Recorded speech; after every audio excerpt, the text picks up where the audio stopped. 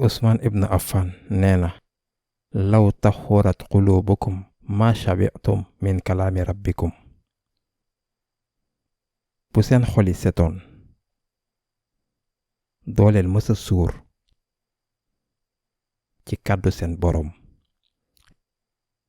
lii dafay wane ni ñooñu tayal ngir tari alxuraan wala sonn di ko tari wala ñu foog ni li ñu tari dafa ëpp wala lu gën a bon dañoo bàyyi alxuraan seen xol yi setuñu wala des naa set ngir mu am lu leen di tere def jëf ju sell bii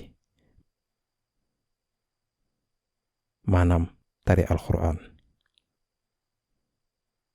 moo ne de dañuy jàng xibaar yi lu leer dañuy jàng taarix yu bari waaw dañuy xam ndigalu jiitu réew mi sart réew mi luwaay yi waaye lu tax duñu jàng alxuraan.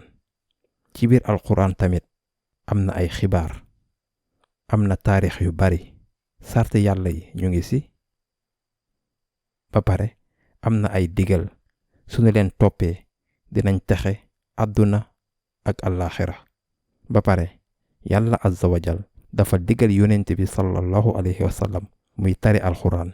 rasulullah sallallahu alayhi wa sallam ci boppam dafa jot ndigalu tari alxuraan. ñun nag